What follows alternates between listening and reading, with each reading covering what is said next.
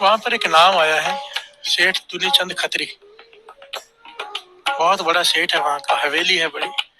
उसने अपने घर पे श्राद्ध रखा हुआ है, तो सारे महापुरुषों को बुलाकर भोजन खिला रहा है, पंडितों को, ब्राह्मणों को, संतों को, कि खाइए।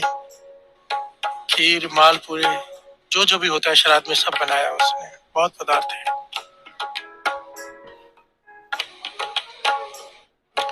किसी ने बताया कि बहुत बड़े संत, पता नहीं कौन है, चेहरे पे इतना जलाल है, जो वहां से गुजरता है रुक जाता है, उन्हें भी बुला लो। दुनीचंद खत्री खुद गया गुरु नानक पातशाह को लेने, दर्शन किए, मन शांत हो गया, तृप्त हो गया। कहने लगा, ये जानता नहीं है कौन है, सृष्टि के मालिक आए। उसने लगा कोई बहुत बड़े संत है। कहने लगा, मेरे घर में चलकर भोजन खाइए। गुरु नानक पातशाह कहने लगे, किस बात का भोजन रखा है? कहने लगे, मेरे श्राद्ध चल रहे हैं, मेरे पितरों को भोजन पहुंचे, इसलिए मैंने सारे पंडितों, ब्राह्मणों को, ज्ञानियों को, महापुरुषों को भोजन खिला रहा हूँ। यहाँ से बोलिए, धन गुरु नानक। श्राद्ध है, फिर कौवों को भी खिलाना है, सबको खिलाना है। गुरु नानक पातशाह मुस्कुरा के साथ में चल पड़े और पंगत में जाकर बैठ के, जहाँ सारे संत महापुरुष बैठे थे उनके साथ बैठ गए। जब उनकी थाली में भी सब कुछ परोसा गया, सबके साथ परोसा गया, तो गुरु नानक पातशाह ने कहा कि तुझे यकीन है ये जो तू खिला रहा है तेरे पितरों को पहुंचेगा? कहने का, हाँ, पुरातन से ये मर्यादा चली आ रही है, खिलाने से पितरों को पहुंचता है। गुरु नानक पातशाह कहने लगे, तेरे पिता तो भूखे बैठे हैं 4 दिनों से, जंगल में। लोमड़ी का जन्म है, बघियाड़ का। 4 दिनों से जंगल में भूखे बैठे हैं, मरने की कगार पर है। अगर खिलाना ही है तो ये थाली ले जाओ, उन्हें खिला।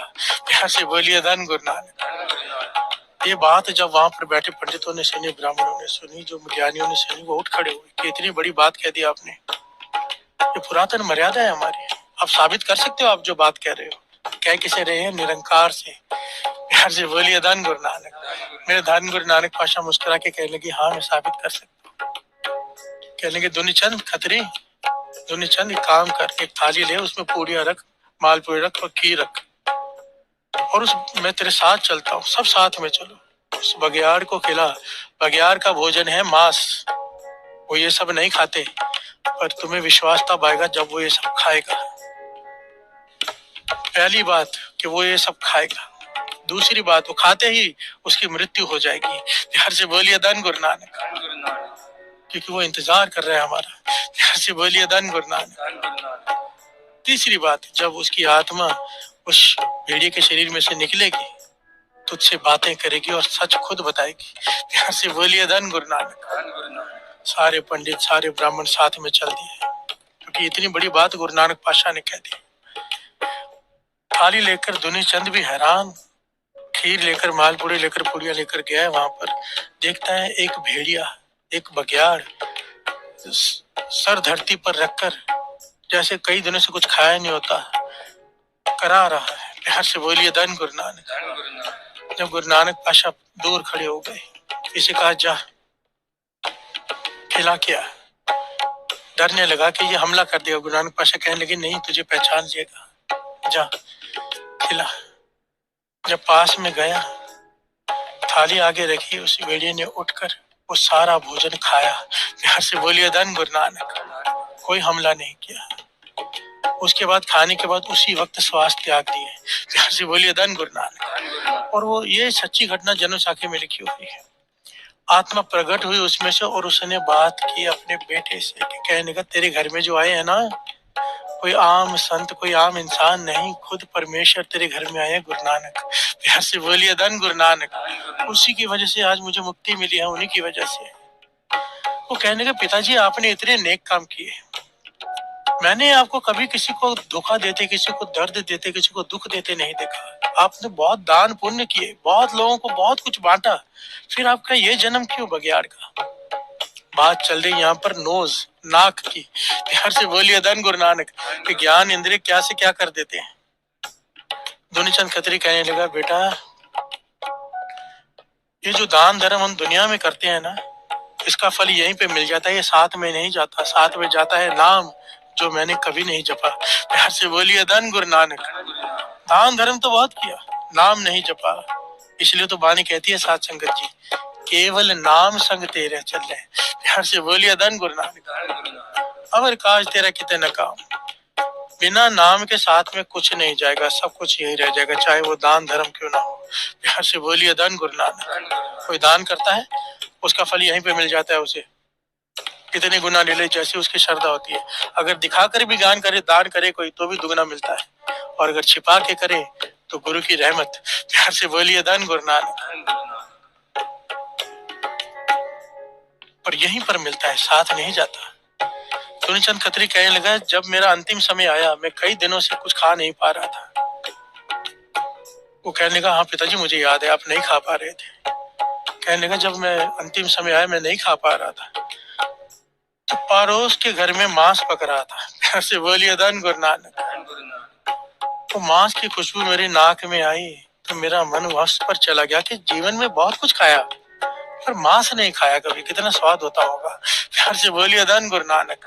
मन में ये ख्याल आया, मांस की खुशबू नाक में आई कि मैंने मांस नहीं खाया, इच्छा मांस खाने की रह गई, मेरी मृत्यु हो गई। अब निरंकार ने, धर्मराज ने जब लेखा किया तो कहने का मांस खाने का मन कर रहा था ना, जब अब ऐसी जोने में डालते हैं कि मांस ही खाओगे।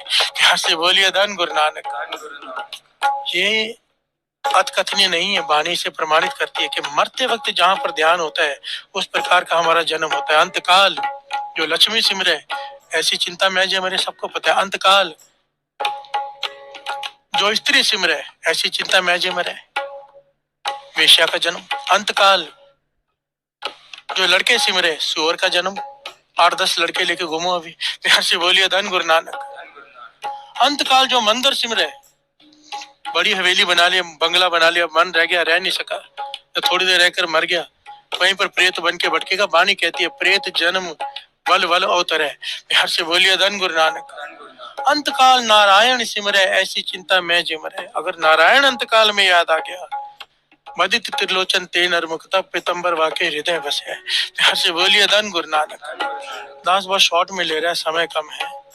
कहने की बात है कि अंत समय में जहां पर ध्यान चला जाए, और यहाँ पर ध्यान चला गया, नाक में खुशबू आ गई मांस की, ये तीसरी ज्ञान इंद्री है सबसे खतरनाक।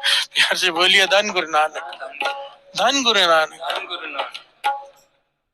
ये सारे 5 ज्ञान इंद्रियां उसके दुश्मन है जो मनमुख है, जो गुरुमुख है उसकी सखियां हैं।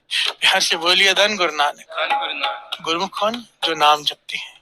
मनमुख कौन? जो नहीं जपते। गुरुमुख कौन? जो गुरु के कहे पर चलते हैं। मनमुख जो अपने मन के कहे पर चलते हैं। गुरु मेहर करे गुरुमुखों की श्रेणी में आ जाए हम। प्यार से बोलिए धन गुरु नानक। धन गुरु नानक। अब श्राद्धों की बात आई है तो एक बहुत प्यारी घटना भी है। भगत कबीर जी बचपन की घटना देखिए। एक बात यहाँ पर दास बड़ी खुलकर कहते हैं, मैं किसी चीज पर किंतु परंतु नहीं कर रहा। पुरातन जो मान्यताएं हैं वो मान्यताएं हैं, मैं उन्हें बुरा नहीं कह रहा, पर गुरु नानक पातशाह इसे अलग ढंग से समझा रही। उस पॉइंट को समझना। गुरु नानक पातशाह एक बात कहते हैं जो कबीर जी ने भी इस घटना में समझाई। पहले घटना को समझ लें। 9 साल की उम्र कबीर जी की। माता ने कहा, बेटा तेरे पिता का श्राद्ध है। घर से बोलिए धन गुरु नानक। जा बर्तन दिया, बाजार से थोड़ा दूध लिया, खीर बना के बांटेंगे, पितरों को पहुंचेगी। प्यार से बोलिए धन गुरु नानक। कबीर जी ज्ञानी है, भगत है, पूर्व जन्मों के कर्म है। रामानंद स्वामी जी उनके गुरु, सारा ज्ञान है उन्हें। बर्तन लेके चल गए और रास्ते में देखा एक मरी हुई गाय पड़ी है। उन्होंने कुछ घास काटी, खेतों में से इकट्ठी की घास गाय के पास रखी और बैठ गई। माता इंतजार करी कि दूध लेके आएगा बेटा। जब काफी समय हो गया, माता निकली ढूंढने, कहाँ है बेटा। थोड़ी दूर जाके देखा कबीर जी बैठे हुए हैं, गाय मरी हुई है, घास रखी हुई है। कबीर जी हाथ में बर्तन लेके बैठे हैं। माता कहती, क्यों बैठा है? कहने के, माता गाय पहले घास खाएगी फिर दूध देगी, वो दूध लेके मैं घर आ जाऊंगा। माता कहने लगी, बेटा तू बच्चा का बच्चा ही रहा, ये गाय मरी हुई है, घास कैसे खाएगी, दूध कैसे देगी, घास नहीं खा सकती। कबीर जी कहने लगे, माता ये गाय तो आज मरी है, घास नहीं खा सकती, मेरे पिताजी तो कब से मरे हैं। प्यार से बोलिए धन गुरु नानक, खीर कैसे खाएंगे। माता को ज्ञान हो गया, माता चुप कर गई। ये ज्ञान की बात है। जो मेरी सोच काम करती है ना साथ संगत जी, मेरी सोच छोटी भी हो सकती, गलत भी हो सकती, पर मेरी एक सोच काम करती है कि पुरातन जमाने में जब हमें कुछ करने को कहा जाता था ना, उसके पीछे कारण कुछ और होता था और वजह कुछ और होती थी, कहा हमें कुछ और जाता था। क्योंकि हम सीधे सीधे दान धर्म नहीं करेंगे, तो हमें कहा गया कि इस प्रकार खिलाओ, इस प्रकार कौवों को खिलाओ, इस प्रकार इनको खिलाओ, कुत्तों को खिलाओ, इसे खिलाओ। अभी हम दान धर्म करने को तैयार नहीं, पर जिस चीज के साथ धर्म जोड़ दिया जाए, पितरों को जोड़ दिया जाए, हम तो खिलाएंगे। जैसे बोलिए धन गुरु नानक। नेक काम कराने का एक तरीका होता था, ये मेरी सोच ये काम करती है। क्योंकि और गुरु नानक पातशाह यहाँ पे समझाते हैं, ठीक है अगर पितरों को खिला भी रहे, पर खिलाया किस काम का, क्यों, श्रवण कीजिए। पातशाह गुरबाणी में फरमा रहे हैं भगत कबीर जी, जीवत पितर न माने को, मुए श्राद्ध कराही।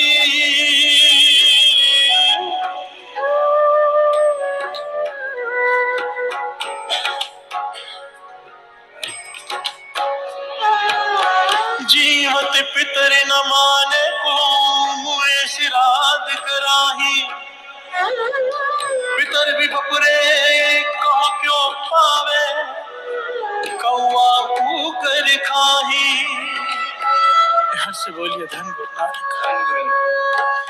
कबीर जी कहते हैं, जब पिता जीवित थे उन्हें तो पानी का गिलास भी नहीं पूछा। यहाँ से बोलिए धन गुरु नानक। मरने के बाद खीर पूरी खिला रहे, जीते जी अगर सेवा नहीं की, मरने के बाद क्या सेवा करोगे।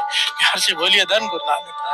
बानी यहाँ पर इस पॉइंट को समझना जो बानी कह रही है। बानी ये कह रही है कि असल में अगर तुझे अपने पितरों की सेवा करनी है तो जीवित जब है तब कर।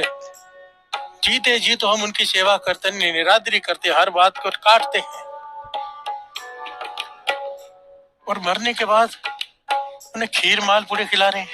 यार से बोलिए धन गुरु नानक। ये कैसी बात हुई। इसीलिए किसी ज्ञानी ने बड़ी बात कही है, बहुत बड़ी बात कही है।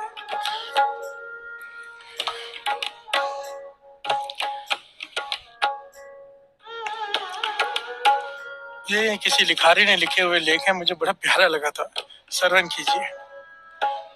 माटी का एक नाग बना के पूजे लोग लुगाया, जिंदा नाग जब घर में निकले ले लाठी धमकाया। प्यार से बोलिए धन गुरु नानक। मिट्टी का नाग बनाकर उसे पूजा करते हैं, और जिंदा नाग दिख जाए तो उसे मारने भागते हैं।